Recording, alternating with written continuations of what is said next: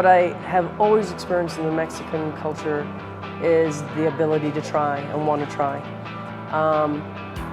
That the absorption rate, we share, we speak, we'll try, and we're excited to go through it. I can remember going in plants, and I talked about Yamada-san, our sensei, and we'd go through and have a discussion, and he'd walk on the floor and we'd all talk about it, and by the time we left the plant 4 hours later, they would have done a rearrangement.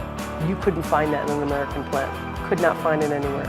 And they would be so proud to call them back and look, so this is what you had mentioned, and this is what we thought about, and here's what we did. It was just about learning, right? And not every time did they get it right, but they tried something, and that was the point. So, I found it all through Mexico, that the ability to want to try and do it is there.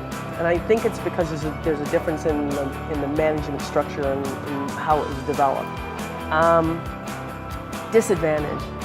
I also think because of that, the same nature is if we don't teach the perspective of the bigger picture, you could do a lot of churning that way.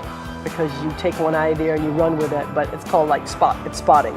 You're really not going in any direction, you're just doing a whole bunch of activity.